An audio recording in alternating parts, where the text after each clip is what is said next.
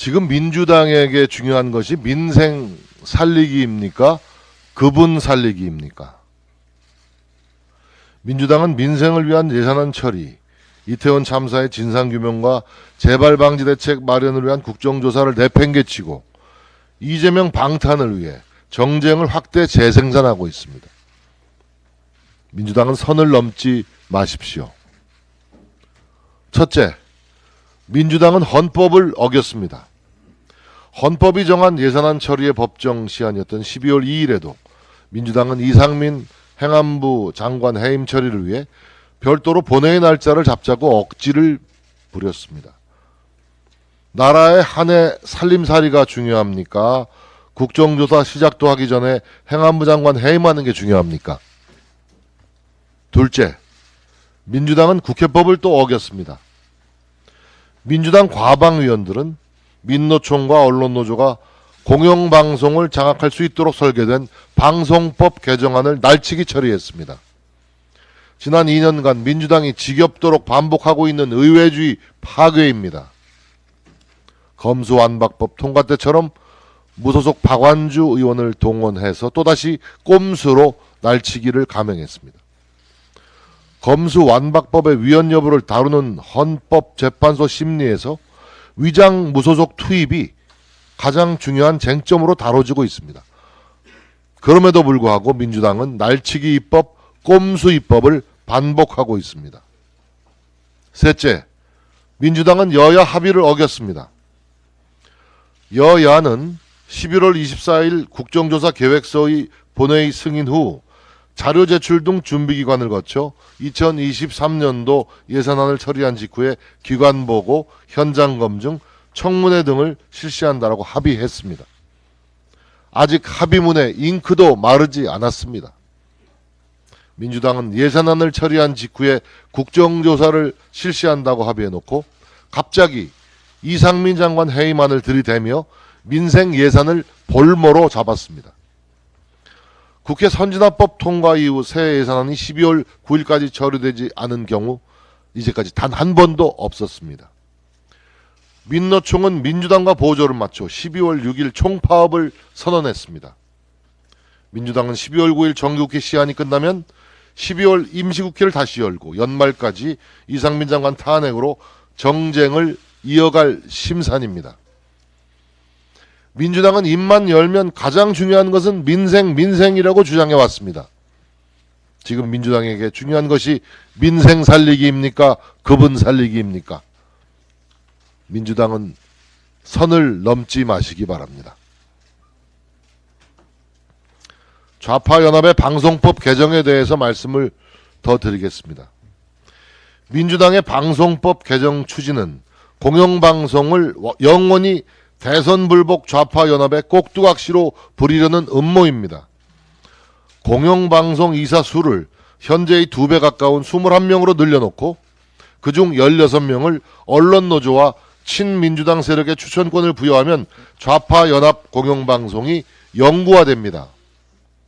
민노총이 장악한 MBC의 아나무인 보도 행태를 국민들은 지난 몇 달간 똑똑히 목격했습니다.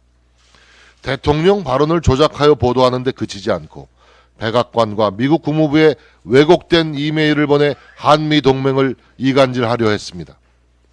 MBC는 어떤 사과도 하지 않았습니다. MBC의 대통령실 출입기자는 대통령의 도어스태핑에 슬리퍼를 끌고 나와서 팔짱을 끼고 서 있다가 집무실로 향하는 대통령의 등을 향해 고함을 질렀습니다. 언론으로서 지켜야 할 최소한의 품격마저 포기했습니다. 지금의 MBC 경영 구조는 민영방송이던 MBC를 전두환 정권 때 언론 통폐합한 결과입니다. 방송을 민간의 영역에 두어서는 안 되고 공영으로 해야 한다라는 야당의 주장 또한 전두환 정권의 그때 주장을 그대로 옮겨놓은 것입니다. 민영도 공영도 아닌 지금 MBC의 기이한 구조는 언론노조가 세를 불리기에 최적의 환경이었습니다. 언론노조는 군사정권이 만든 기형적 지배구조를 악용해 MBC를 장악했습니다. 노영 방송의 단맛에 중독된 언론 노조는 MBC가 정상화될 조짐을 보이자 아예 영원히 주인이 되겠다고 합니다. 민노총에 묻고 싶습니다. 전두환 정권은 민노총이 그토록 저주하는 독재 정권 아닙니까? 그 정권이 만든 MBC의 회사 구조를 민노총은 민주당과 야합하여 방송법까지 고쳐가면서 더 강화하려 하고 있습니다. 전두환 정권이 공영으로 돌려놓은 MBC가 전두환의 언론 통폐합 정신에 따라 엉터리 공영방송으로 살겠다고 합니다. MBC는 분명 전두환 정권의 방송 철학을 신봉하고 개송하고 있는 것 아닙니까? 좌파연합의 방송법 개정은 참으로 역사의 아이러니입니다. 지난번 월드컵 포르투갈전은 생각할수록 짜릿한 역전 드라마였습니다. 기적이라고도 합니다. 불가능한 것처럼 보이는 일도 최선을 다하면 기적이 될 수 있다는 것을 여실히 보여준 사례입니다. 내일 아침 브라질과의 월드컵 경기에서 우리 태극 전사들이 최선을 다하여 다시 한번 기적을 이루어서 우리 국민들에게 용기와 희망을 심어줄 것을 기대합니다. 업무 개시 명령을 받은 운송업 종사자들이 속속 현업에 복귀하고 있습니다. 많은 피해가 발생했지만은 복귀가 많이 이루어져서 그나마 다행이라고 생각합니다. 다만 탱크롤이 유조차 문제가 해결되지 않고 있는 것이 큰일입니다. 기름이 떨어진 주유소가 늘어가고 있고 특히 인구가 집중된 수도권의 상황이 매우 좋지 않습니다. 화물연대 탱크롤이 운송업자들이 벌이는 파업은 집단 운송 거부는 국민 생활만 불편하게 할 뿐이고 아무런 명분이나 실익도 없는 행위입니다. 아시다시피 유류 운송용 탱크롤의 화물은 특성상 과적이 불가능하고 상대적으로 짧은 거리에 있는 주유시설 사이를 오가기 때문에 과로의 가능성도 없으며 기름을 채우기만 하면 되기 때문에 적재 대기 시간도 상대적으로 매우 짧습니다. 소득 수준 역시 타 화물 운송업자에 비해서 높다는 것이 여러 조사로 나타나 있습니다.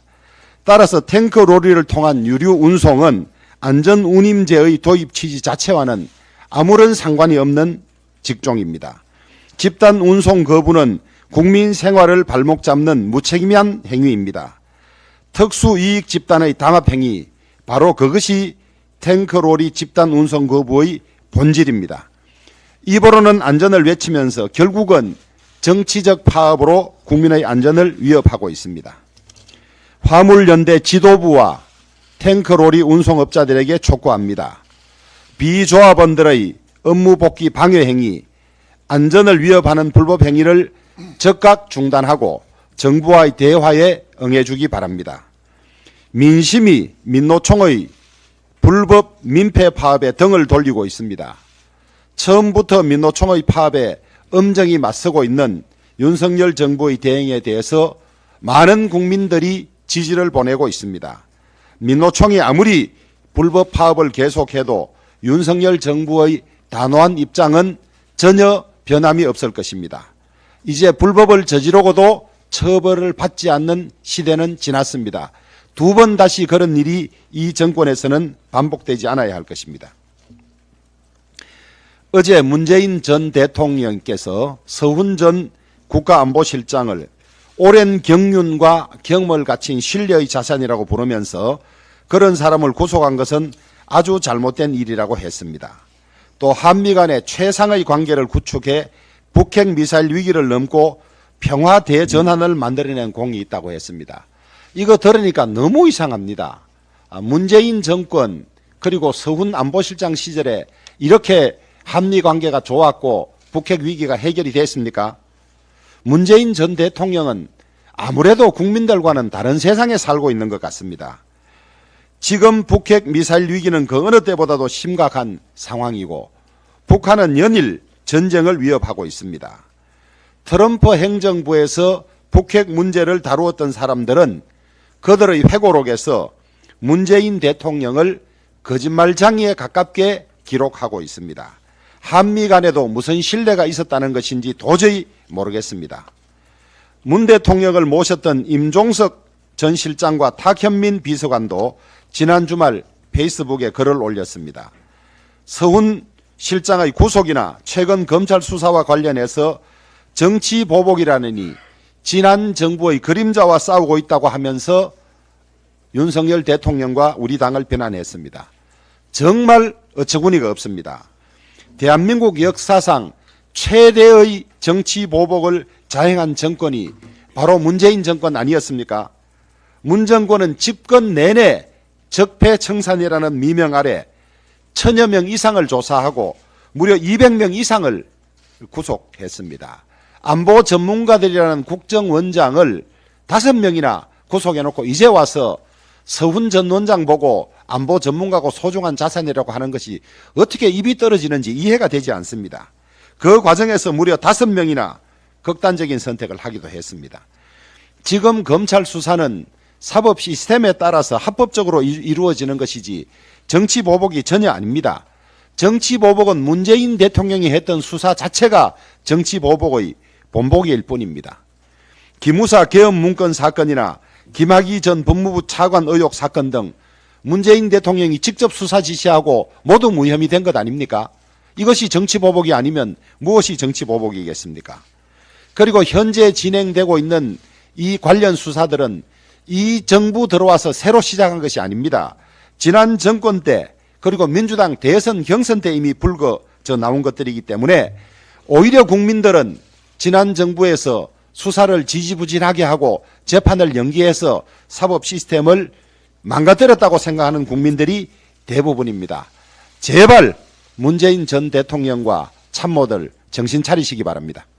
자금의 동맥 경화가 조금씩 안정되고 있습니다. 국공채와 CP 금리가 상승세를 멈추고 안정적 흐름을 보이고 있는 것은 단기 자금 시장의 긍정적 신호로 볼 수 있습니다. 이는 정부의 유동성 공급 대책과 채권 시장 안정화에 대한 정책적 효과가 반영된 것으로 보입니다. 급격한 시장 불안은 안정되고 있는 것으로 평가할 수 있지만 대외 불안 요인이 여전히 존재하므로 면밀히 모니터링하고 적기에 대응할 필요가 있습니다. 앞으로 당정은 기업의 안정적 자금 조달을 위한 시장 안정에 최선을 다하도록 하겠습니다. 시장을 적극적으로 모니터링하면서 적기에 대응할 수 있도록 조치하겠습니다. 2023년도 예산안이 한치도 나가지 못하고 있습니다. 국민께서 위임해 주신 윤석열 정부의 첫해 나라 살림살이 가계부가 민주당에 의해 발목이 잡혀 있습니다. 민생 약자 미래에 중점을 둔 2023년 예산안이 통과하지 못하면 민생의 어려움이 더 커질 수밖에 없습니다. 오늘 오후 2시에 양당 정책위장을 비롯한 2+2 회담이 열립니다. 민주당의 전향적인 협조를 요청합니다. 민노총이 내일부터 전국 총파업 투쟁에 나서겠다라고 밝혔습니다. 누구를 위한 총파업입니까? 추구하는 목표가 대한민국과 노동자들의 권익인지 아니면 대한민국 경제를 파괴하는 것인지 밝히시기 바랍니다. 민노총 홈페이지에는 북한 조선직업총동맹중앙위원회가 민주노총에 보내는 연대사라는 제목으로 보낸 글이 자랑스러운 듯이 올라와 있고 한미연합 훈련을 반대하고 한미일 군사협력 반대, 국법법 폐지 등 북한의 주장이 그대로 올라와 있습니다. 조선노동당의 이중대가 아니라면 어떻게 이런 글들이 올라올 수 있겠습니까? 대한민국의 눈부신 발전과 선진국으로서의 모든 혜택을 누리면서 북한의 주장에 동조하는 세력을 대한민국 국민들이 어찌 받아들일 수가 있겠습니까? 화물연대는 파업에 나서며 물류를 멈춰 세상을 바꾸자라고 했는데 혈관을 멈춰 사람을 살리겠다는 말과 무엇이 다릅니까? 혈관을 막으면 사람이 죽습니다. 마찬가지로 물류를 멈추면 대한민국 경제가 죽습니다. 물류를 멈추겠다라고 하는 말은 곧 대한민국 경제를 파괴하겠다는 말입니다. 과거 정치권이 소통이라는 미명하에 언제나 민주노총에 끌려다녀 국가의 법치가 무너진 것입니다. 그 결과 대한민국은 민노총의 공화국이 되었습니다. 떼법과 무법의 피해자는 늘 국민이었습니다. 여야 모두 똑같이 반성해야 할 일입니다. 윤석열 정부는 합법적이고 건설적인 제안에는 늘 문이 열려 있습니다. 하지만 불법과 탈법 또 파업에는 법과 원칙을 세워 무너진 국가의 기강을 반드시 세울 것입니다. 국회 제1야당의 대표 취임 100일을 축하해야 하겠지만 그럴 수만은 없는 현실이 참 안타깝습니다. 역대 최대 득표율 당선이라는 이재명 당대표 체제로 강하고 유능하고 민생을 챙기는 정당이 되겠다던 민주당은 지난 100일 동안 역대 가장 위태로운 민주당이 되어왔습니다. 유능하고 민생을 챙기는 대표가 아니라 성남시장 시절부터 부패 혐의로 가장 의혹의 중심에 선 대표가 되었습니다. 셀프 방탄을 위해 날치기한 양곡관리법은 국가재정의 미래도 농협의 경쟁력도 암담하게 만들었습니다. 불법 파업 조장법인 노란봉투법은 국민 80%가 반대하고 현행법에서 합법적인 파업이 가능함에도 민노총에게 방탄보험을 들기 위해 강행 처리를 했습니다. 공영방송 지배와 이재명 대표를 보호하기 위한 방송법 날치기도 부끄러움 없이 자행을 했습니다. 불행히도 이재명 대표의 사법 리스크는 민주당의 위기가 되었습니다. 이재명 대표가 직접 측근이라며 분신이라고 인정한 김용, 정진상 같은 이들이 구속되고 남욱, 유동규와 같은 대장동 몸통들이 이재명 대표의 연루를 증언하고 있습니다. 대한민국 정치사의 한 축이었고 자랑스러운 역사를 갖고 있는 민주당이 이재명 대표 한 명을 지키기 위해 부패의 몸통이 된 것입니다. 합리적인 의원들이 설 공간이 사라졌고 옳은 소리를 내면 왕따가 되는 서글픈 민주당으로 전락시킨 분이 바로 이재명 대표입니다. 취임 100일의 축하보다는 민주당이 몰락이 한 사람에 의해 좌지우지되는 현실이 안타까울 뿐입니다.